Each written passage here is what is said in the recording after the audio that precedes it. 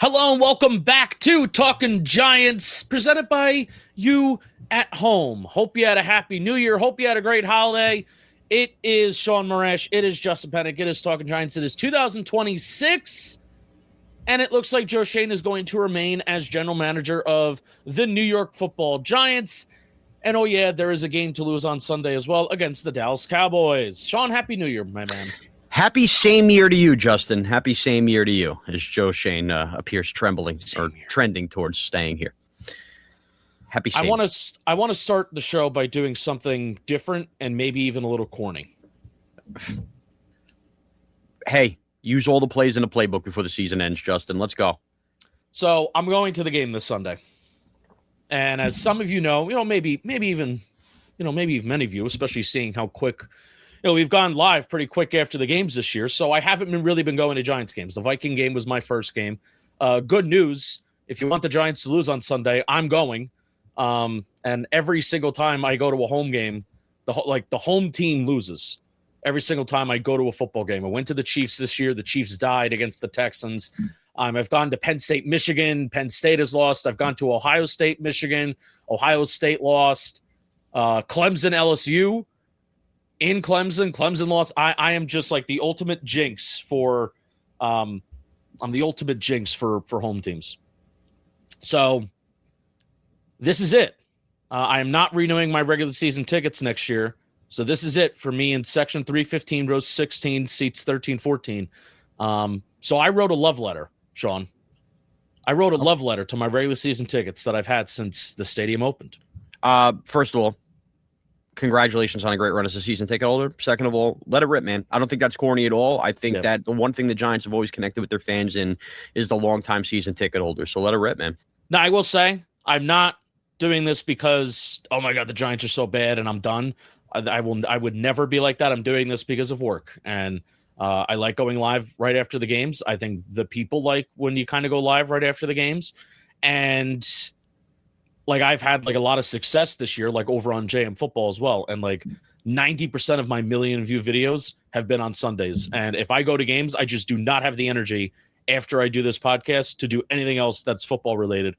So it's a work decision. And I think it's been a good one. It hurts, but it's a good one. So here's my love letter. Dear Section 315, row 16, seats 13 and 14. This Sunday's game versus the Cowboys on January 4th, 2025 will be my final game sitting with you. Something I've done for almost every game since 2010 when the stadium was first opened. I'm having trouble coming up with the words I want to say because at times I took our relationship for granted. But that doesn't mean I don't appreciate what you've done for me. In a way, we both grew up together. I think I aged a little bit better than you did, which is saying something. But the good news is I'm finally starting to catch up with you in grays. I've had a lot of people let me down over the years and leave me, some of them being even family members. But you were always there for me. Even if the seats started to crack every time I'd sit down for the last 3 years, and I thought I was going to bust my ass, you were always there. The Sunday scaries are real. They're a real thing. The feeling of anxiety or dread of what's ahead is a palpable thing. But when I'm with you, or especially in that parking lot waiting to see you, I have no other choice but to forget about all that and focus on rooting for my favorite football team to win and enjoying it with the people around me. Because that's all you can do. Can't do anything else. In the end, that's what it's all about. Whether win or lose, I experienced a Super Bowl run, pure joy, heartbreak, disappointment, apathy, and the best times with 80,000 other people, which is pretty damn cool. So thank you for always being there for me. Thank you for the memories. Let's go, Giants. Love, Justin. Great Grays line. Great comedic timing. That's all I got for you as far as that, because you know me, I love good comedy. But Justin, it is a sad day, man, for you. I hope you get to enjoy that. Obviously, the question will come up in terms of what you're actually hoping for on Sunday. Is there a part of you nostalgic-wise that goes, I know it's best for this organization to lose, but damn, it's my last game in these seats. It'd be cool to beat the Cowboys. Down. Okay. That's an apathy feeling, by the way, for the Giants then.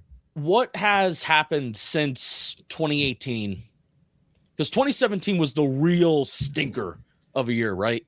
And then they've just had a lot of stinker seasons since then, besides 2022. They've had a lot of stinker seasons since then. What's happened since then is I've started to just enjoy being there more than the result on the field. I just love going. I just love watching Giants football. I love taking it in. I still feel like to this day, I can understand and talk about a game better after I was there because I could see the whole field and what the safeties are doing rather than the convention. I really dislike the modern NFL day, modern broadcast. It's why I like Amazon Prime so much because you can see the whole field. So and it's also what I'm used to. Like I've seen at this point in my life, I have seen more, probably the same amount of Giants games in person than I have actually watching on TV. Right. So it's kind of just become part of who I am. So no, I am not. I enjoy being there more than the actual result itself. And I kind of had to teach myself that over the last 7 years. Yeah, it's about the experience, right? You have your tailgate crew, snacks and company. So that's all a part of it. That's the fabric. That's a culture thing, man. That's real. Yeah. Look, Justin, I think this is great. And I think this is, great for your career focus and all that. I'm a big fan of it's not goodbye, it's see you later. You never know where life's at in 20 years. Maybe you're back and maybe you're close enough to those seats. And what I would love, the Giants are playing prosperous football in that time. And what I would love, hey, if you're interested, I kind of feel grimy doing this over the years, but also like feel like we're a community and stuff like that. I am kind of looking to not just give away my PSL, and I will look to sell it at below market value because I don't think anybody's buying them right now who wants to buy them. But like Danny Behan, we're talking about maybe like, hey, below market value, and I'll just send you the transfer and we'll change the name over. That's what my father did for me. Is we just simply changed the name, went from my father's name to my name. I would love if you have like kids or family that you want to pass this down to, rather than this just going to the marketplace and, Commander fan, Cowboy fans, and and Eagle fans twice a year, buying these seats, buying my seats, and having random fans sitting in it. I would feel a lot of joy if one of you guys, especially with your families, is sitting there. It's 2 seats. So if you're interested in that, hit me up. If not, then it's probably just going to be a wash, and I'm probably just going to have to give them away. How long did your dad have season tickets? We started to go to get our neighbor across the street when the old stadium was opened. Mm-hmm. This was 07. I started. My first game was 05. And a little trivia question: my first Giants game was 2005 in the old stadium, but it was not a Giants home game. Do you know the game? Giants Saints, September 19th. Yeah, Tiki had a good game, and they won. Yankees beat the Orioles that night as well. Wow, you have a memory of an elephant. It's my wife's birthday. I remember at the time I was dating her, and she really wanted to go to Build-A-Bear, and the game was going to start at 7:30, the Giants-Saint game, and that's the only reason I did not go to the game was I was trying to woo this girl. And we ended up going to Build-A-Bear at 5:30, got out of there, got home, and said, sorry, I got to watch the Giants, and that was it.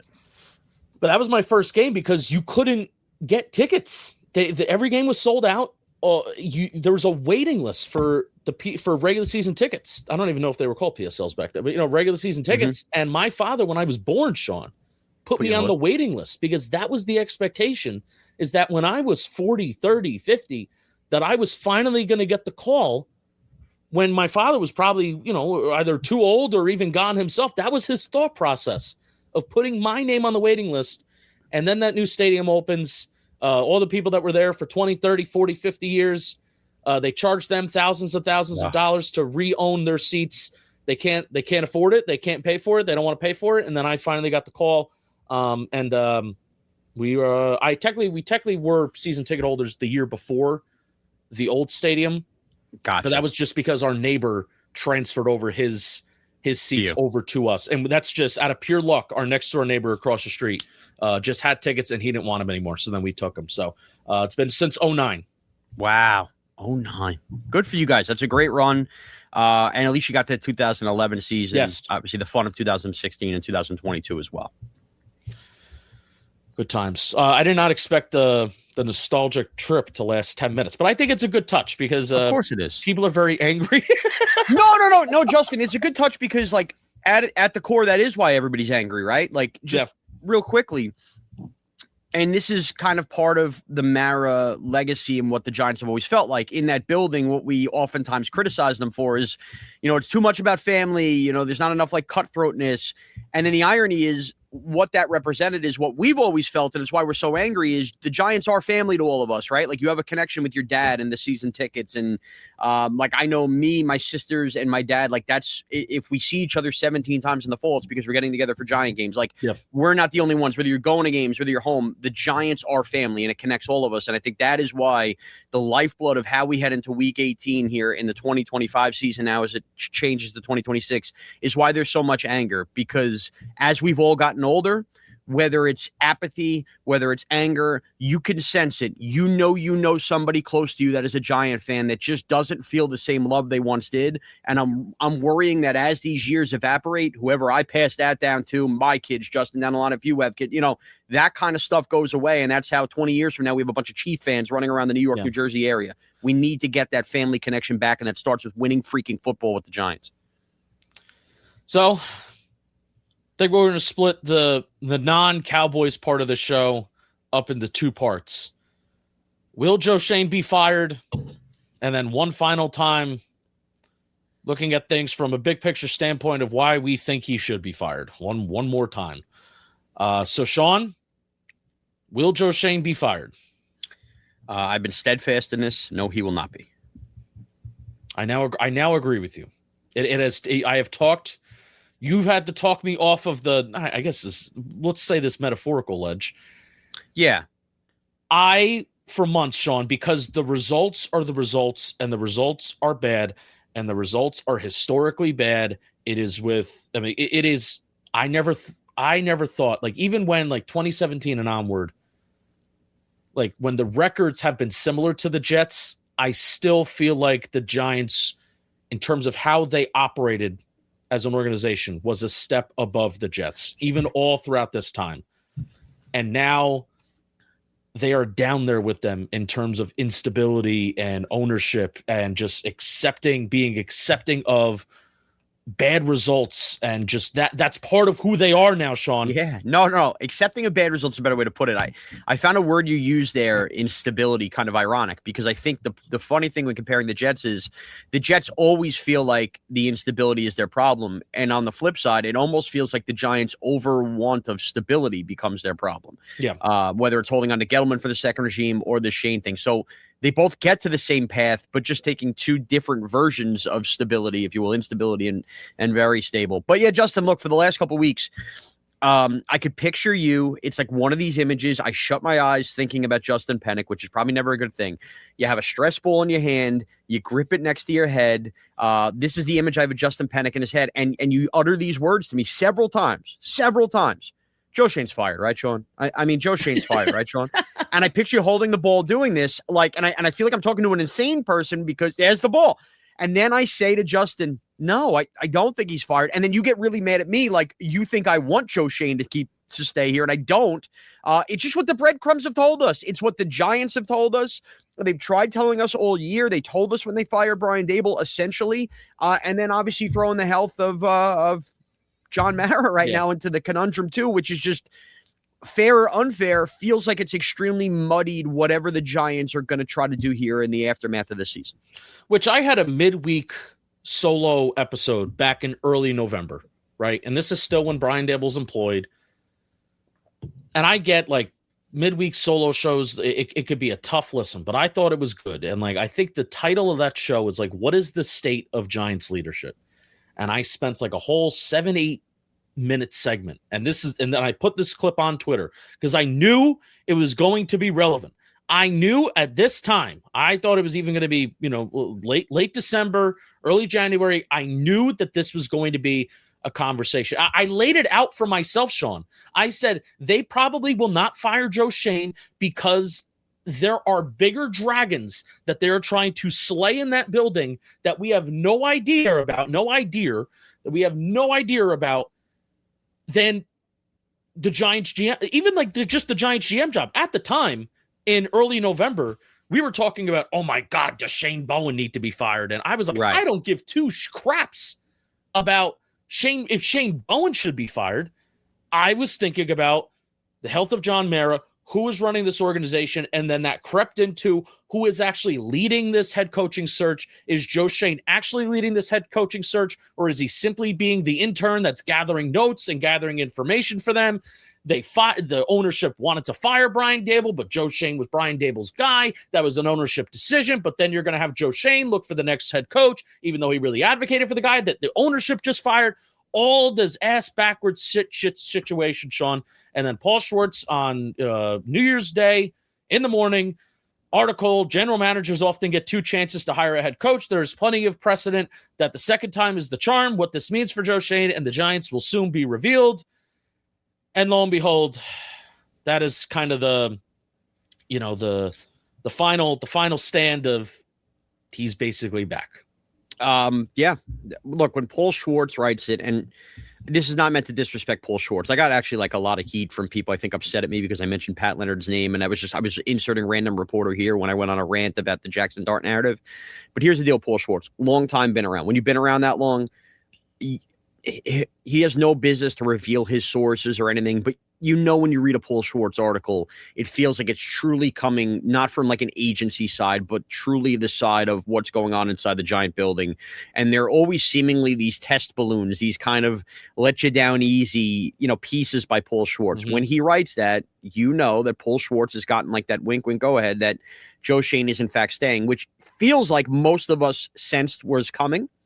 And in terms of like the John Mara health stuff, look, there's a chance Joe Schoen might have stayed anyway, but I feel pretty confident in knowing that like what John Mara is going through, if you know somebody that's dealt with cancer in any way, shape, or form, is horrible. And that's where you have this like human side of it where, of course, nobody wants that family going through what they're going through. But at the same time, not having like the energy or having some kind of disruption to have a GM search, man, it's a business and there's a lot of customers and there's a lot of us fans that it's $10 billion, Shaun. Yeah. It's a $10 billion business that not only is a $10 billion business, it's tough, man. We've been told multiple times that there are people in that building, family members of John Mara, Chris Mara, Tim McDonald. Oh, these guys can get hired by other organizations. If they really wanted to leave and get hired, they would get higher positions than they're in right now. And teams wouldn't hesitate. We have been told that before, how highly qualified that they are.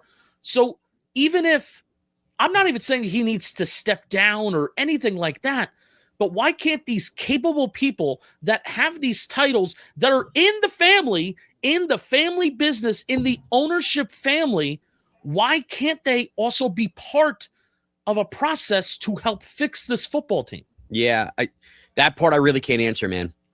And that's what makes me say maybe he would have stayed anyway without them. Maybe. I don't know. And certainly John Mara was not sick when he decided to keep Dave Gettleman after Pat Shurmur and kind of go hire Joe Judge along those lines. So either way, there's a track record. I don't want anybody yelling and screaming at me. I do understand the mindset of thinking, hey, the last 2 draft classes have been better. Like I get what they're trying to sell there, but there's still just enough evidence. I know we're going to get into some of this stuff to tell me like this is just not the right step for the organization. Now, the flip side of it, Justin, I know Josina Anderson, who is, take her or leave her lately with what she's become as a reporter. She knows some stuff. Yeah. She knows some stuff. And she brought up the idea of a Nick Casario situation in Houston. I just, like, what are we talking about here? You think Joe Schoen's going to lead this coaching search and they go, by the way, I'm stepping down because I know I suck? Like, what do we think that's going to happen? No. And if you watch the last episode of Hard Knocks with the old exchange with Dart coming off the field and, we got to be doing a lot more of this winning. I know. You had that whole thing with Joe Schoen. Like, that tells you everything. Joe Schoen's not stepping down once he hires a coach. I guess the only hope you have left here, if you're a Giant fan, is somehow this becomes the John Harbaugh route and Harbaugh sticks it out for a year with Joe Schoen, establishes himself, and then Joe Schoen's out in a year, but we already have the established head coach, and then it's a different kind of GM search. I think that's possible, but that's basically the best case scenario for you I can give you. I mean, I think the Hail Mary, too, is that you have a Trent Baalke, Liam Cohen situation, and then... Oh, good point. Like, there's, like, even Harbaugh is just looking at it, and it would have to be a home run hire like Harbaugh. Yeah, you're not doing that for Jeff Hafley. And even Kevin Stefanski. Like, I don't think John Mara would, if Kevin Stefanski really comes in, slams his fist on the table saying, I want Joe Schoen gone. I don't think that will happen. I think it would have to be a John Harbaugh, but yet again, I don't even know if he would be fired to begin with. I know.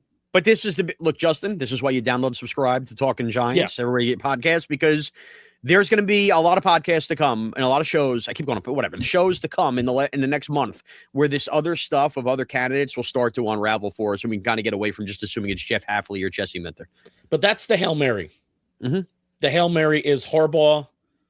And if there is any other candidate, which I don't think that there is, to be honest, if there's any other candidate that would blow John Mara's socks off and ownership socks off and be like, I cannot work with this guy. I do not want to work with this guy. And then you go and, fire Joe Schoen. And then it goes about that. That's the Hail Mary that's left. But then do they even get to that point? Do they manipulate the coaching search to know who is going to want to work with Joe Schoen, who is not going to want to work with Joe Schoen? And instead of just finding the best candidate available, let's just find the best candidate that wants to work within our parameters. That is where I will actually give the Giants credit. I know we're not in a spot where anybody should be wanting to give them credit. I don't think they would do that. I don't think that anybody involved in the ownership group, and that includes the Tisches as well, if John Harbaugh wanted to come here and because I'm going to tell you right now, if John Harbaugh gets fired, the Giants are placing a call, and John Harbaugh is answering the call because the Giants, based on Dart and, some of the foundation, they are going to be attractive compared to some of these other teams in the NFL. Like Arizona is not going to be as attractive as the Giants. I don't think that'll become a non-starter. I don't think so at all. I think that is something that could go that way. But on the flip side, I don't think a guy like John Harbaugh at 63 years old is not taking the job because Joe Schoen is here either. It could be one of those, let me just get in there, lay the groundwork, and then I'll see what it's like working for this guy in a year. And he knows Harbaugh, if he gets hired, the Giants are going to dump him in a year because they don't like Schoen. He'll have the staying power and then be able to pick his own GM after the fact. I really do believe that. But even outside of Harbaugh, you don't think that if it comes down to the difference between Jeff Hafley and a Chris Shula and they get the vibe. They get the vibe that one would want to work with Joe Schoen, the other one wouldn't. That decides who gets the interview. Well, I wouldn't say that's. I think they're all going to interview. I think that could decide who gets. I don't think seriously considered. Seriously considered. Okay, you're right, but then can I give you a devil's advocate pushback? Please. If they're that close, you're assuming that you're using that to help break a tie. You know what I mean? So if two unproven head coaches that are defensive coordinators and that's breaking a tie for you, I'm also okay with that because I'd rather, who are you if you're Jesse Minter or Jeff Hafley, and it comes down to that to say I can't have this GM here. Who are you?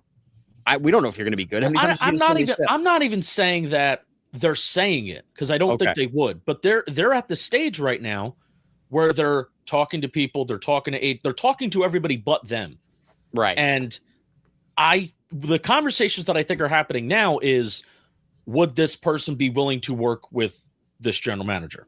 And what was the answer Joe Schoen had at his press conference? I think we'll be able to fill the job. Wasn't that kind of the snarky response? Which they will. Yeah, I have no doubt that they will. I have no doubt that through back channels, the names you've heard that reporters have brought up, right? Reporters have brought up Hafley. Reporters have brought up Minter. They've brought up Shula.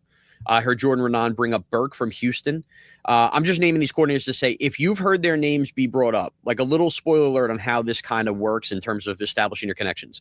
A lot of the stuff people are hearing is through back channels of agents, and agents are having conversations with teams because the coach themselves can't have conversations with teams while they've been hired. Like that's the dirty way the NFL works. If agents are floating these names out that they are Giants candidates, and then you're starting to see the same names pop up, that tells me those agents have already given the clear that guy would work with Joe Schoen. That's just my belief. So I don't think that would happen. I think what you're talking about, Justin, has to be from the established head coach route, which is ironic because it feels like that's where the Giants really, if they had their druthers, would go. Yeah. If Stefanski gets fired. Yeah. Right. Still feels like that could be the Stefanski. Guy. If you had to ask me right now who I think the favorite is to be the Giants head coach next year, I would say Kevin Stefanski. Yeah. Bookmark that January 1st. They gun to my head. That's who I think the head coach of the Giants is. Oh, I love that phrase. Gun to your head. When you got to give a take. You can't talk around in a circle when you say gun to your head. Yeah. And I think Stefanski would do that with Schoen, and I think we would reevaluate the Schoen relationship in a year. Yeah. So the thing about the Schoen relationship, now that I'm thinking about this, and the next kind of transition that I want to make, Shaun, is talking about Joe Schoen's tenure, talking about Joe Schoen as general manager, why he should be fired, which I broke down in last episode. This is not going to be evaluating every move that Joe Schoen made. I like that people enjoyed that, by the way. I kind of just laid out reviewing every single move that Joe Schoen has made as general manager. But what Shaun and I are going to do right now is we're going to talk about drafting, free agency / cap management, coaching collaboration, roster management, trades. Those are going to be like the big overarching themes. And I kind of now want to start with coaching collaboration. Okay. Because that was the biggest sell and the biggest thing, and what we saw working in 2022, right, was the collaboration of Joe Schoen and Brian Daboll, and how those two guys especially worked in conjunction. Now, there really wasn't much in the offseason that they could fully do like together as they're installing their playbooks, trying to just kind of put Band-Aids on that roster to get through 2022 because it was such a mess. The cap was such a mess. They couldn't really spend in free agency at all. But in season, I think was the biggest, this could really work. Of the signings that they made in season just felt perfect. Like Fabian Moreau came at the right time. Perfect. Nick McLeod came at the right time. Isaiah Hodgins came at the right time. Henry Mondeau, remember him? He was a smaller piece, but I get your point. Yeah, they just felt like they were pushing the right buttons together in 2022.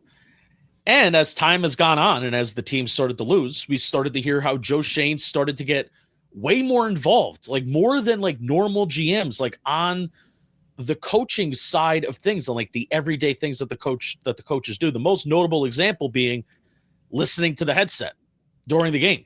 Yeah, that was about trying to figure out whether Brian Daboll was mistreating other coaches or not. But right, yes. Right.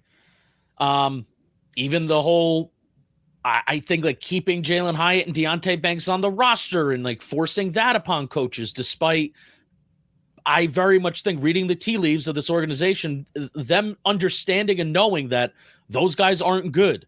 But both of those guys just got tremendous runways to prove themselves despite not. I'll give you another one with coaching collaboration.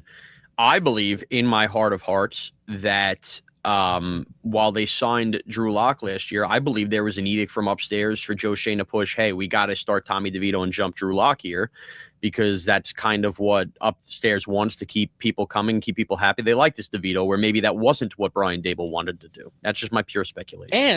And they disrespected Tyrod Taylor. Yes. Well, yes. They did. They did. They chose to start Tommy DeVito instead of Tyrod Taylor, who was just a flat-out better quarterback. And then that caused Tyrod Taylor to have negative feelings towards the organization, and he didn't come back. We don't need to rehash this whole thing, but I disagree with you on that one. Tyrod Taylor got hurt in the Jet game. The Giants showed you everything they thought about DeVito. And then DeVito's played well those next couple of weeks. I know he didn't play well versus Dallas, but they got going a little bit, and by the time Taylor was healthy, you ride the hot hand, Justin. You just do until the hot hand's not hot anymore. Rate. Okay, but it was an energy thing. It's not about sack rate. The energy was up. They were playing well. The team was into it. It cost the Giants Drake May. Didn't they face a Jack Del Rio defense that was was that the year of Jack Del Rio? One of the worst defenses ever in the Washington Commanders? Yeah. And then they faced a Packers defense that was bad, and then they fired their defense coordinator. So. And then they lost to the Saints. The bloom came off, and they had Tyrod Taylor on Christmas Day versus the Eagles. And then Tyrod Taylor for the last part of 2023 is some of the best quarterback play that we've seen over the last, since Eli Manning. I agree. Unloading the deep balls. But you saw what happened with the Jets, too. Tyrod just couldn't stay healthy, so I can't kill them for that. All right, but neither here nor there. Yeah. I bring this up because now I'm very fascinated to see how Joe Schoen operates with a coach that he doesn't know and doesn't have this very strong connection or has had previous working relationship with. That should be a factor in if he is kept or not. The close collaboration with Brian Daboll, how closely involved he was in the coaching and kind of everyday decisions and everyday facets of it. Is the next coach going to be like, what are you doing? Get off my back? Right. No, I'm with you. And you don't think it's an issue? As bad as Dave Gettleman was, when he hires Joe Judge, who he has no connection with, they had an awful working relationship. And how did that end? Awful. I guess this need even bring to roster management too, with the whole the biggest thing is the kicker situation. And how many games? These 5 games over the last 3 years. You want to talk about coaching, collaboration, draft, free agency? This right here, the roster management, is the biggest smoking gun above any of the other categories as to why Joe Schoen should not be the general manager anymore. The kicking situation with Graham Gano, simple. I mean, that involves cap management, everything about, especially this year, cutting him. But the idea that you had 3 different instances in 3 different years as he aged out, as you're watching kickers get younger and bigger legs all throughout the NFL. They have been so behind the 8 ball on this kicking situation and allowed it to flat out ruin the way a game is coached. They had to coach that game versus Denver where they couldn't trust Jude McAtamney to kick. They had to coach that game versus Kansas City knowing they couldn't kick at all. The game versus Washington last year, that can't happen. And there's other roster management stuff besides that. Simply put, wasting roster spots this year on Jalen Hyatt, on Evan Neal, on Josh Azudu, like why you didn't just like bag out. And if you had trade offers with certain guys, roster management stuff in year 1, where it's so funny now because we've had it with Darius Slayton, but the burial of Darius Slayton only for him to emerge as one of your, but like, where was that all over the place? Did you want to get rid of the guy? Did you not? It just all over, just a mess nonstop. The simple stuff we saw on Hard Knocks, that offseason edition. Oh, same quarterback room as last year. Like, that's roster management. Just because you signed Daniel Jones and made that mistake, you didn't bring in an adequate enough backup when Tyrod left. You brought in Drew Lock. Like, that should have been Jameis last year. Like, this is crazy what he's done with roster management. Yeah. Even like some smaller examples. Remember starting the 2023 season or 2024? No, it was 2023. Remember starting that season with the Dory Jackson in the slot and then rookie Deontay Banks and rookie Trey Hawkins starting on the outside against the Dallas Cowboys. Like there was no reason not to tap back into a Fabian Moreau at that point. Like you didn't need a big corner. Awful. How about just they didn't have a punt returner on the roster a couple of years ago. That's when they brought in Gunnar Olszewski. Well, and that's been a common problem. Like that, it started back in 2023, where it took them how many months to sign Gunnar Olszewski and then Amir Smith-Marset, and both of them kind of came at around the same time. I mean, they would have they finally put Darius Slayton back there, and he caught like a couple punts, and they told him just fair catch it, don't even return it, because everybody was just dropping the ball. Good job, Eric Gray. Wide receiver this year, I thought they really mismanaged. Lil Jordan Humphrey rotting on the practice squad. Isaiah Hodgins should have been on the roster even going back to August. So then you're playing against the Saints. Understandably so. It's a game where you turn over the ball 4 drives in a row, but you're in the 4th quarter of that game down by 2 scores, and you got to run out of 12 personnel because you have Bo Collins, Wan'Dale Robinson, and Darius Slayton who can't catch a pass in that game. Insane. Those are your wide receivers that you're running with out there. So a lot of different areas where they've obviously mismanaged. Like they didn't have a center on the roster. So thank God JMS was. The Chicago Bears jumped the Giants in the 2023 draft. If they drafted JMS, the Giants, they wouldn't have had a center on the roster. They would have had Ben Bredeson at center that year. So just very, very bad. Like for a guy that talks about process and crossing T's, dotting I's, very bad process. And doesn't seem like that self-evaluation is getting any better. No, it is not. God. All right. So that's kind of like coaching collaboration. We got into roster management. Shaun, let's move to kind of like drafting. Okay. And the question this is the lightning rod one, Justin. This is the lightning rod one. The question that I'm going to ask you, because we know that Hyatt and Banks are busts and Evan Neal and things like that, but I kind of just want to talk big picture, like philosophy and what they choose to do. I was thinking about this. I had this question that I asked myself in the chat on Wednesday show. What is the best day 2 pick of day 2/day 3 pick of Joe Schoen? Ironically, now I might think it's Cordell Flott.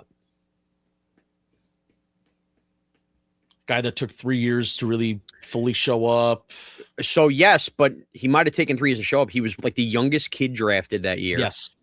You developed a starting, whether you like it or not that it took the year 4, you developed a starting corner that's going to get paid some decent money with a 3rd round pick in your very first draft. The ironic thing is, like, there's an argument to be had for him, and let me bring up the other side of him. You bring in a different coach and you bring in a different coaching staff. I don't know if that coaching staff is just going to look up and down at him and say, you're 180 pounds. You are not on my football team because you cannot play the run. Even if you try your best, and I'm not saying that Cordell Flott gives effort, and he has to. He like, plays flash more plays physical after. than his size is, right? But it doesn't matter. He's 180 pounds, and you will get washed away. Like Sean McVay will look at that. He will motion his wide receivers in to block. Same thing with Shanahan. Motion them close to the line, and Cordell Flott will be washed out. And there goes McCaffrey. There goes Blake Corum and Kyron Williams, right? So that's how a new coordinator and a new coach could look at Cordell Flott. And then that is the end of the Cordell Flott conversation. There goes, what you're saying is could be your best day 2, day 3 pick of Joe Schoen. Give me another one that could be in the running. I think I'm going to give you 2, 1A, 1B. It would be Tracy and Scadaboo. Tracy and Scadaboo. I think still too early. Tracy, that tweet that was going out from Underdog about is the only skill position player from the 2024 draft with 800 plus scrimmage yards. And then you realize everybody else got hurt this year. I did the math. Every other big player got hurt. And people aren't happy with people aren't happy with Greg Roman and the Chargers with Ladd McConkey. Kind of. Exactly. Well, that's the other outlier. But you think about all the other guys: Thomas, Neighbors, the Doomsday. But still, like within the first 2 years, I still think we have Tracy. I'll say yes. Scadaboo, like after 1 year and not even 1 year, after just a couple games, you can't fully like say that's the best pick, right? But change the energy of the building, though. Yes, 100%. But what about Wan'Dale? Because I think a lot of people would be sitting there saying Wan'Dale Robinson, right? Okay. Yeah, I mean, fine. Tore his ACL year 1, finally got to 1,000 yards this year. But a guy that now, like we're saying, the best day 2, day 3 pick of Joe Schoen is another guy that has major question marks on. You don't even know if he's going to be back, and you don't even know if you want to give him 15, 16, $17 million a year like he's going to want. Right. And it's not even a matter of we don't know if he's going to be back. Half of us don't even know if we want to have him back. Considering the finances. Like I don't. I personally don't. I think that's I view him as a good player, very replaceable player. Yes. No emotional tie to that for me. All these things that we're talking about, besides, hey, this year, Cam Scadaboo, yes. Tyron Tracy last year, like, yes, that's I will even consider that now as a win. But 4 years of day 2, day 3 draft picks, and we're kind of talking about like debatable guys that maybe they should bring back. Micah McFadden, good player. I don't know. I can live about. I'm not slamming the table to bring back Micah McFadden. Well, the good news about Micah McFadden, he ain't getting a big money deal this offseason. No. Daniel Bellinger, real successful day 3 draft pick. Whatever. Like there needs to be from 4 years of draft classes. There needs to be at least, I don't know, maybe I've lost my standards. 2 guys that you go, those guys are clear wins. They're franchise pieces that you can re-sign, and they should be here. There's none of that for Joe Schoen. Yeah. I mean, look, we might down the line look back at Bo and Scadaboo and go, oh my God, what a day. That's after 4 years. Right. No. I'm not defending you. I'm just saying like that's your best case is probably down the line. I'm completely with you. And I would also say, Justin, because I know we're trying to do this separate, I do think one leads to the other. And this does sway me again towards why Joe Schoen should be fired. You bring up the day 3 picks. When you don't have enough hits as far as like filling out the core of your roster, it does inevitably hurt your free agency dollars. Like the Giants are handing out deals to Chauncey Golston, to CJ Board. Do you one better? Like, do the Giants ever have to sign a Jermaine Illuminor or spend money on Van Roten or probably Runyon? They would have signed anyway. Just go through the depth of their offensive line that everyone wants to credit Joe Schoen for fixing via free agency. Well, he fixes it via free agency. James Hudson invests all this money in these guys because he failed at doing it with day 3, day 2 picks in the draft and day 1 picks when you consider Evan Neal, like Neal, McKeithen, Izudu.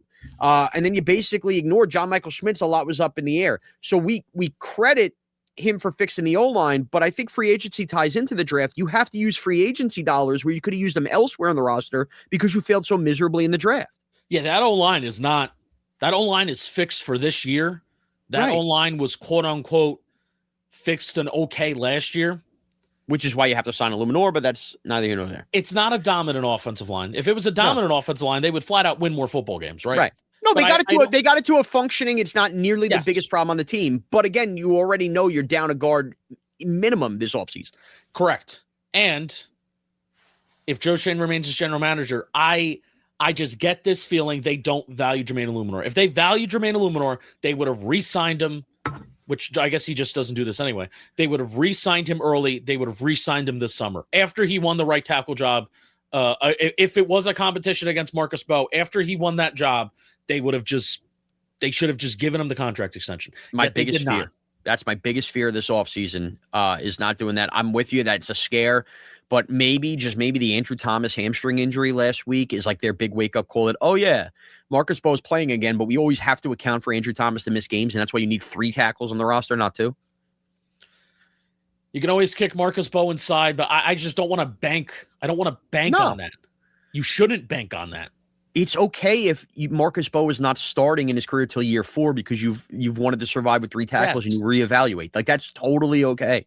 Yes, and the way that the NFL works is you will see Marcus Bowe will play. He played this year. Marcus Bowe will play football. The way that the NFL works, and even with somebody like Andrew Thomas on the football team, you will see this guy, and he will have a chance to develop and play. But it will be in doses, and that's the way that it should be, especially for day 3 draft picks. Especially, I do not want to fall back into, Gettleman did this time and time again, I do not want to fall back into this, hey, let's draft the guy on the Shane Lemieux thing. Let's draft Shane Lemieux and then have him play right away because we're so bad and we don't have anybody else. So develop. The big gripe that I have with the 2022 draft, I talked about this on Wednesday. He openly admitted that they were just looking to choose positions. He acknowledged that he learned from that. He shouldn't have done that. Which is ironic. Can you just put a pin in 1 second? Which is ironic because now that we're done with year 4, he admitted that he had to force a lot of picks for the positions, which I also agree with. You're coming in, the cap was a mess, right? But here's the funny thing, Justin. You look back now at that draft and you start to realize if he's admitting mistakes in that draft, start to do the whole like add up. You just brought up all the day 3 things. Might end up actually being one of his better drafts if you've developed a Bellinger, a Belton, a Flott, Kayvon on the team, Wandale on the team. Like you actually ended up with some weird core pieces out of that years later. And if that ends up being like a huge draft that you look back on, you're like, what a disaster that was. But yet it also ends up being like a calling card to your core. The whole thing is effed. Yeah, again, I don't know if I consider those guys core pieces, especially when you consider, Shaun, they had 9 picks inside the top 150. Like and they failed that they had. They failed with those guys. But think about 2022 compared to 2023. Oh yeah, for sure. It's better. Much better. Like that was 2022 was viewed as like, I didn't know what I was doing yet, biggest mess. And yet he flopped worse the year later. Yeah. Yet I do think 2020, like I think we're wearing rose-colored glasses. We're putting lipstick on a pig. I agree with that. I agree with that. I'm just saying it's funny to look back years later at all these drafts, and we're supposed to give him credit for the last 2. Like 2022 ends up having more pieces than any of these other drafts. And the ironic 2022, the Wandale Robinson trade, right? He traded down twice in the second round to pick 36 to 38, and then I think to 42 or 43. Traded back twice when they originally had pick 36. The 2 picks that he got from trading back twice wound up turning into Dane Belton, Micah McFadden. Awesome. Like, free draft picks, plus you're getting Wandale Robinson, who was serviceable for his rookie contract. Different conversation about the future, but that's good process. Yeah. Shaun, I don't think Joe Schoen has traded back. And I'm not talking about night 1, pick round 1.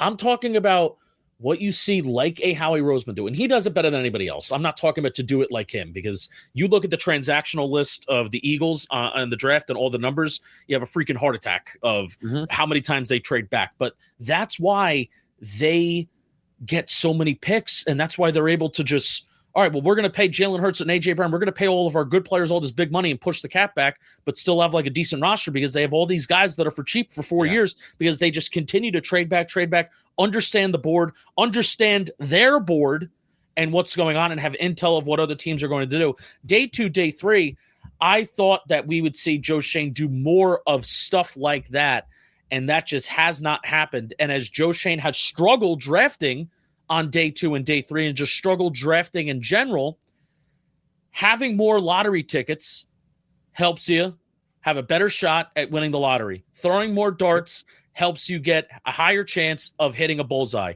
and he has not done that. And that's been a shame. I thought that would continue after 2022. which is going to be a big selling point this year when he keeps his job, that he's probably going to do that and get all those darts. That's his hope until the Giants beat the Cowboys Sunday, and we lose all hope of that. Oh, please no. I want to move to free agency and cap management. And I'll be quick about this because, again, I reviewed every move on Wednesday if you want to hear it. I actually think Joe Schoen has done a very, very good job managing the cap. I can't disagree. And for anybody that wants to point to, well, look, they don't have that much money this year, but they do because they have so much money in 2027 that's how you kind of push back contracts. Yeah, why they don't have a lot of money next year, why they have over $100 million in 2027.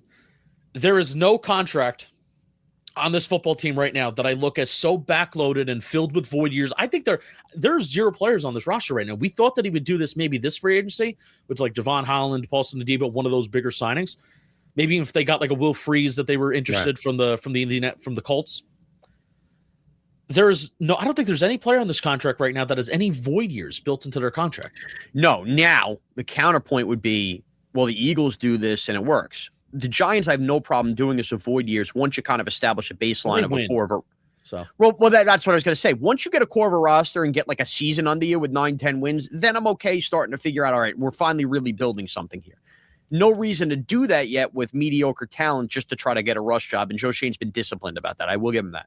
Yeah, Lane Johnson, Jordan Mailata, Landon Dickerson. Yeah, give me all the void years. Correct. I don't care. They're all pro caliber players. Correct. I'll take all the void years that you want. Right. We'll do that down the line with you give me Malik Neighbors and Abdul Carter, maybe Jackson Dart down the line. We'll talk. Exactly. Yeah.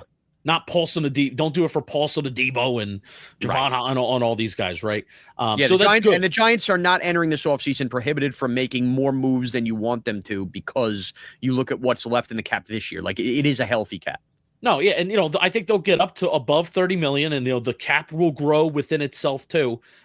They will have low cap hits for 2026, and then those cap hits will get higher in 2027 and beyond. And that's how Joe Schoen has structured his contracts, and that's how it will continue to be. So fine. Yep. Absolutely. Good. Trades. The best move that Joe Schoen has made as general manager is outside of first round picks. Trading for Brian Burns.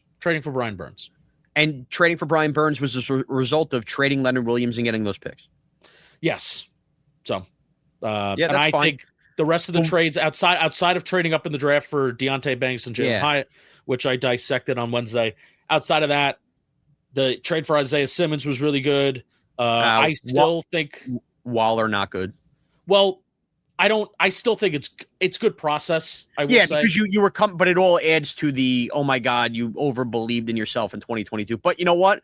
Once you signed Daniel Jones to the contract, you needed to provide him the best possible weapon you could find him. So I'm with you on process, but it still looks bad in hindsight. Yeah, they turned Kadarius Toney. That was basically Kadarius Toney into Darren Waller and Trey Hawkins. Yeah. That's basically what happened with those. Toney became Waller and when Williams became Burns. Joe Schoen technically right. Look at Darren Waller in Miami. Looks pretty good at times. Yeah, when he's healthy, which he never is. When he's healthy. Shaun, I think that's is there anything else that I want to bring up? Well, I would just say this, Justin. As it stands right now, we're doing this whole podcast off this Paul Schwartz article looking at the Giants-Cowboys. We've gotten it out of our system. We've evaluated it. We all believe Joe Schoen shouldn't be back, but we all, as Giants fans, have to come to terms with the fact that he is coming back. I don't think we could rehash this on Black Monday and go, this is why he should be gone. I think we've gotten it out of our system, though, don't we? Yeah. Which sucks because we had the same tone and energy last January, right? He should be gone. They both should be gone. I didn't. By the way, for the record, I wasn't with you. I didn't. I wanted them both back, and I admit I was wrong. Okay. Now I think it's asinine to want him back.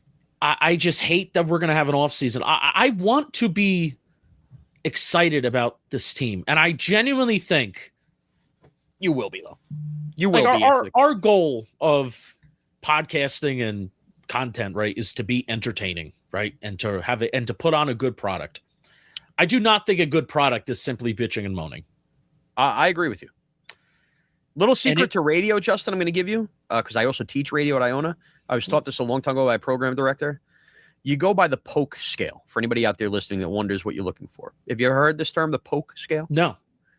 Poke means personality, opinion, knowledge, entertainment. You check those 4 boxes, you've done a good show. That is what most content creators, podcasts, that's what they strive for, even if they're not aware of the terms. When you really think about it, those are the 4 things you're checking off. Yeah. And you're right. Bitching and complaining does not cross that off. There will get to a point, even if it's March and April, and then the summer after, there will get to a point where I will get excited about this football team. But I don't want to get excited about this football team because I don't think as long as this guy's running it, I just don't think that even if they look good on paper, I just don't think that they're going to do it unless they just knock this coaching staff out of the park and it just gets it. But that's the biggest if. It's the if. I'm always going to be a glass half full guy. So I'm just going to tell you this. Maybe you don't believe this way. I didn't want Jackson Dart last year. I think I was wrong on Jackson Dart. I think he's really good. Yeah, I think a lot of the right people attitude, everything. Myself the too. Giants seemingly, with a bad general manager, might have lucked into the most important position in football. Why can't they seemingly, whether it's Stefanski or Harbaugh, maybe they do end up with, and it's Chris Schuler or Jesse Minter, like you can accidentally find your way into a good situation. And you can, from there, if you have the right coach and quarterback in place, that makes your job suddenly easier. I'm not saying that the Giants will get the coaching hire right. I'm just saying it seems like they got the quarterback right, which is inconceivable with a bad GM. Jason Licht in Tampa Bay hired Lovie Smith, or was part of the Lovie Smith deal. They worked together, drafted Jameis Winston first overall, is still the general manager there, was able to hire Dirk Cutter after that before he finally got to Bruce Arians. Like the Glazers stuck with this whole like stability. And now the guy is thought of as one of the best general managers in football. When you look at the early resume, it was a disaster. So I don't know. Like the Giants aren't alone in this. That's the point of the Paul Schwartz article. He's right. I don't have a lot of confidence in Joe Schoen, but I can't say I can't get excited because it's happened elsewhere in the NFL and they figured out quarterback. Yeah. It's a new year, man. I'm trying to be rosy. What do you want from me? I know. Because just you get bitten. I was so excited for 2020. 2023 killed me. Killed my spirit because I was so excited. And it all ended in that Dallas game. Oh. So you just get so excited for this team. You want to get excited. You're gonna be. There is not. And they're gonna crush us, Shaun, because that's what they do. They do. We will all be excited next summer when training camp starts, and we think that it's no matter what happens, it's year 2 of Jackson Dart. We're gonna forget about Joe Schoen. We're gonna be the moment they sign a guard in free agency. We're all gonna be breaking it down, and we're going, oh, you know what? I actually like this piece. We know us. We're beaten down now. We got a new blood in us. And in September, we might be fools, lipstick on the pigs, all of that. But we'll be excited for year 2 Jackson Dart. All right. And now it's just going to be spending January and February trying to not bitch and moan. Yeah. And just try and look forward. At least the weather will be nice. Really? No. Miserable. All right. Is there anything that you want to talk specifically about this Cowboy game? What's going on with Dak Prescott? Just along the lines of Dak Prescott's clearly starting and playing. I have no idea how long he's going to go. None of us do. I still don't. I don't think that if he gets pulled from this game, we suddenly go, well, now the Giants are definitely going to win this game. Like Joe Milton last year played in week 18 and played the Patriots out of getting the top pick. So, and what exactly is going to be the motivation for some of our veterans? Are they going to really stick this out? Last year, you saw in week 18, the Giants would never admit to this, pulling Malik Neighbors out in certain plays. I don't know. I've just seen a lot of mass hysteria, Justin, as we enter this game, that the idea of, well, if Dak Prescott doesn't finish this game, the Giants are definitely winning. I don't know that. I really don't. Yeah, I don't think so either. I think the Cowboys are going to win, as long as they just don't pull everybody. Right. But even if they pull everybody, like, I don't know, man. Dexter Lawrence playing this full throttle in the fourth quarter on Sunday. You know, Giants could sit people themselves. Of course, they could start to wean it out in the second half themselves. I totally agree. Wando Robinson was on the injury report of did not practice. Theo Johnson is still apparently sick. Javon Holland, knee concussion, did not practice. Cordell Flott, knee, did not practice. Abdul Carter did not practice, even though I think he would play if he's... That was an illness. It was an illness. Yeah, it was an illness, but I like... The flu's going around everywhere, even athletes. Yeah. Get your flu shots. So we'll see. We'll see. We'll see is right. All right, segments. Let's do it. It's a segment. It's a segment. It's a segment show. Do you need me to pull up the spreads here on DraftKings? I have them. Okay. But we're going to start off with the touchdown draft first. Okay. Shaun, you made things extremely, extremely interesting. Thank you, Tay Banks. Giants defense and special teams was at plus 1,600. You got 1,600 points. Now, I did get Jackson Dart. We both went 1 for 3. Right. Yeah, Jackson Dart, he scored twice. So at plus 250. I am now up to 4,465 points, but you have massively tightened the gap at 3,655 points on the season for the Talking Giants, brand new Talking Giants touchdown draft. Okay. Shaun, you do have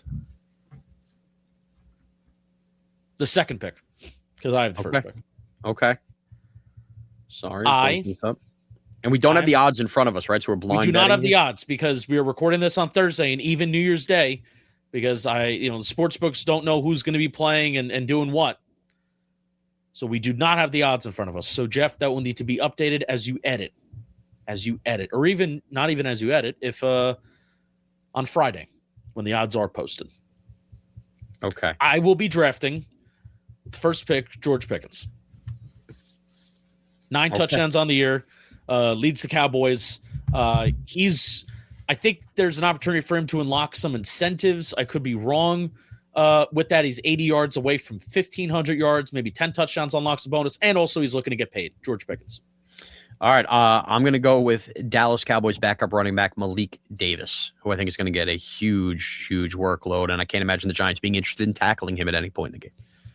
You're not going with Jaden Blue, who was No, because I've done enough research and talked to my people in Dallas. Looks like Malik Davis, who was questionable, I think, with a calf and eye. They think he's going to play.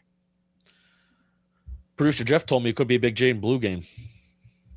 Well, maybe he's right. We had an eye injury from Malik Davis, but they seem to think he's going to play. And now we're going to look back. I am not drafting Jaden Blue. All right. I would never even think about that, even though I did. Well, remember, I'm looking here because I need to come back and beat you. So, this is pull out all the stops. I mean, should I just draft Jackson Dart? I'm going to draft Jackson Dart again. Let's go. Okay. You're going Jackson Dart. I will go. Oh, Get to he has 9 rushing touchdowns on the year. Get to 10. yeah. God, I'm playing this game. Hold on. No top 5 rule, by the way. Give me Brevin Spanford. You do need to go big. This is how you win. Thank you. This is how if you are going to win, this is how you do it. Brevin Spanford, tight end, awesome. Cowboys. Now, do I go big and I try and get somebody, or you know what? I love this guy. I still see there being a world that he turns it around. Okay. He has 1 receiving touchdown this year.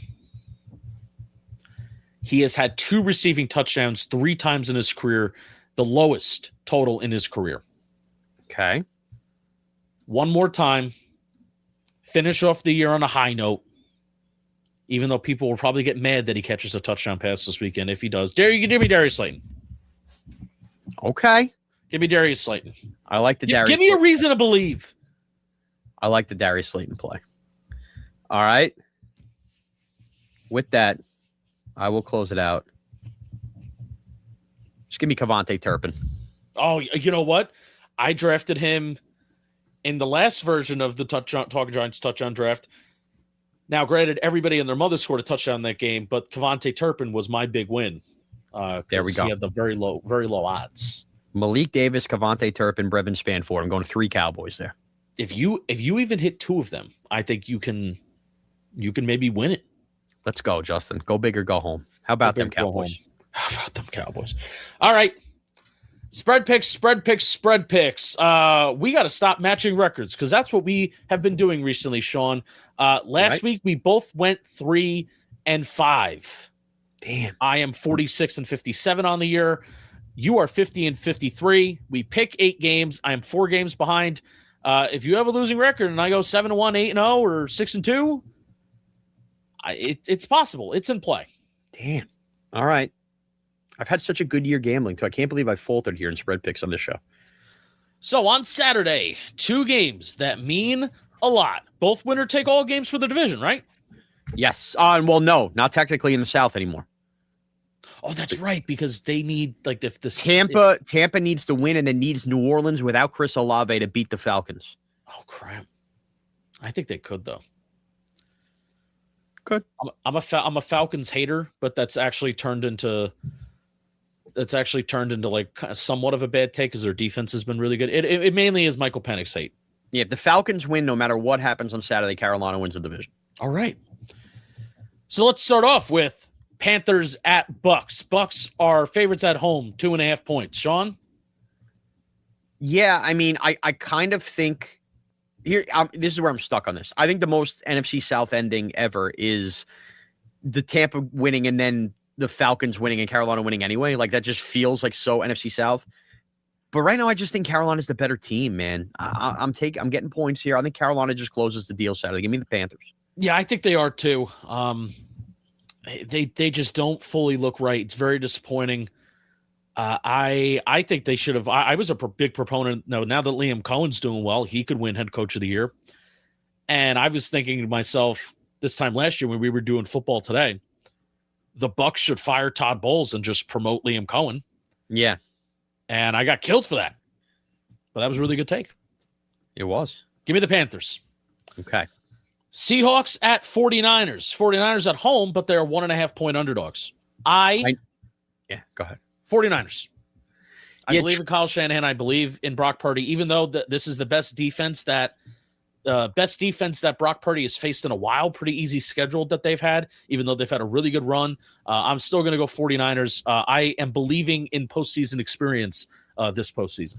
Yeah, and the 49ers defense has been a real issue of late, but they keep making plays offensively to keep it going. I don't mean to, not pick the same team here, but I'm on the Niners too. They just feel like the team that's peaking at the right time. And this was the exact 2 weeks back to back last year where Sam Darnold turned into a pumpkin. My prediction for the Seahawks is they're going to lose to the 49ers, fall back to the 5 seed, and then lose to Carolina in an upset in Wild Card Weekend. Wow. All right, well, let's pick this game since it means a lot for the NFC South. Saints at Falcons. Falcons are home favorites by 3.5 points. Shaun? Shuck pumpkin game. Give me the Falcons laying 3.5 with that defense. Okay. Oh God, well, we can't pick this. I gotta go different. And I do kind of believe in the Saints, and I am a perennial Falcons hater, so give me the Saints. Is there any other game that means the Colts Texans doesn't mean anything? We don't need the Browns are okay. The Browns could do whatever. Packers at Vikings. Okay. Good one, interesting one, because the Vikings still playing for stuff. Packers locked into the 7. Touchdown favorite. Whoa. The Vikings. The Vikings are. Remember, the Packers are going to rest a lot of guys. They're locked into the 7. That's right. They're locked in. But I think you can still put it on the board. Give it. Vikings -7. I'm taking the Packers in the game. I'm jumping you here. I think Malik Willis is playing to be a starter somewhere else next year. I think the Vikings are going to do it because I think Brian Flores is just on a heater right now. Well, -7, Justin. A lot of points, dude. A lot of points. And I think we're forgetting they still have a crappy quarterback that they basically Goff gave them that game on Christmas. I gotta go different. I gotta go different from you though. That's fine. I think Malik Willis is gonna be like that quarterback this year in free agency, where somebody's going to invest in him. All right, let's go. Lions at Bears. Bears are favorites at home by 3 points. Okay, the Eagles are resting everybody. Now, what that has to do with the Bears? The Bears know this, meaning the Bears know, hey, we've got to win this game, but maybe do we pull back if we're ahead here? I'm taking the Lions because I think Dan Campbell's not going to want to go out this way this year.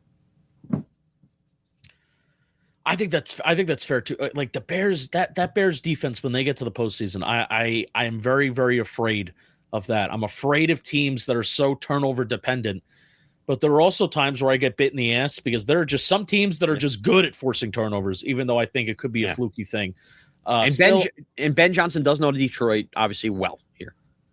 Oh no, this is Goff in the cold. Goff in the cold. But he did look good. This was the stumble bum game last year. Yeah.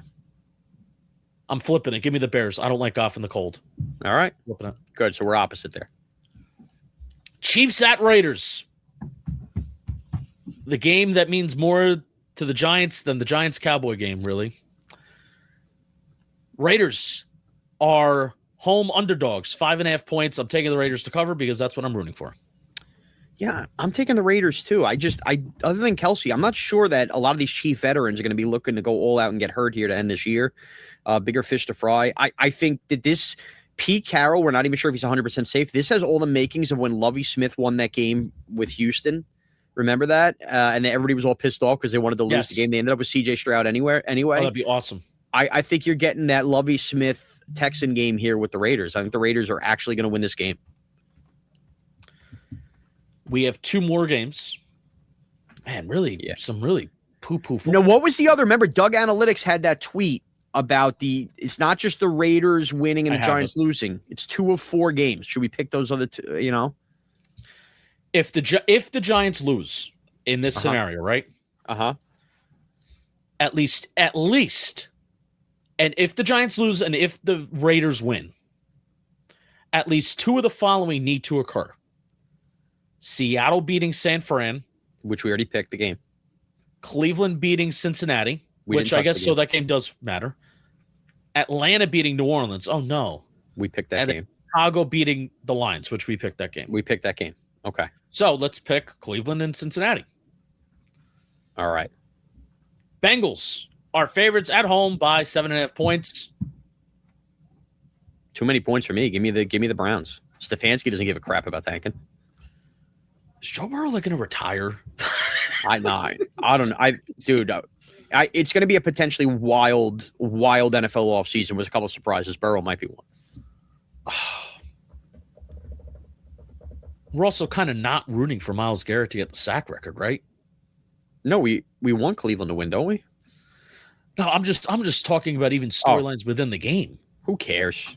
Do you care if Myles Garrett is the sack record? In 17 games, it'll be an issue. Exactly. All right, Browns will cover. And then one more game. Ravens at Steelers. Steelers are home underdogs by 3.5 points. Well, I think this is the end of the Ravens here. We don't even know if Lamar is definitely playing. I kind of think that this is the end of the Harbaugh-Lamar Ravens. I think Aaron Rodgers gets to the freaking playoffs with Tomlin here. Lamar was a full participant in practice. Okay. And let's see how he even looks when he gets out there. I mean, he's been banged up. Gosh. I'm looking forward to this game. This is the ultimate, pass the hot potato here between 2 teams that just like to choke here at the end. I'm going to take Tomlin and Pittsburgh to go win this game and then lose in Wild Card Weekend and everybody freak out about them again. I'm going to take Baltimore. I'm a Lamar fan, even though I want John Harbaugh to be the coach of the Giants. Okay. They can make the playoffs and then lose in the first round, and then they could still totally, I guess. Yeah, that'll be a Houston matchup too. Houston's defense versus one of those teams. All right. One final time for the 2025-2026 season. Final game that I will be sitting in my seats for. I will be there, Section 315. I'll be hanging out. Jolly Olive will be there too. Can I tell you something really bad? Okay. Jolly Olive is undefeated at Giants games when he's attended the last home game over the last 3 years. All right, so tell him to stay home. Nah, he's coming.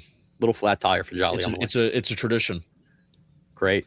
But my buddy, who is a Cowboy fan, one of my best friends, Michael Bokra, he is also going to be at the game, and he has never seen the Cowboys lose at MetLife. So, I mean, okay. it's a unstoppable force meets an immovable object. So, hopefully, we get an olive loaf, and I'll be there too. Enjoy, Justin. Home teams always lose when I go. Shaun, what's going to happen? Cowboys win 31-27 with Joe Milton making a big play in the fourth quarter. Okay. I am going to predict that the Giants will win because I won't be able to do it until September, and I'm usually wrong anyway. Okay. Giants win 27-24. Ben Sol's game-winning field goal, and the stadium erupts. And Dart loves Ben Sols. Okay. And loves him. Hard Knocks. Kicked a 48-yard extra point, acted like it was the first time. First time I ever saw a field goal made. Amazing. All right. That's going to be the show. Post-game pod probably coming a little bit later than usual because I'm probably going to do it from the warehouse because it's quicker. So I'm going to drive to the warehouse, do a post-game pod, talk about how Joe Schoen won't be fired, and then that'll be the last Giant game that we recap until the preseason. Love it. All right. Thank you for listening. Let's go Giants. The future of the Giants. It starts today. Let's go Giants! We woo!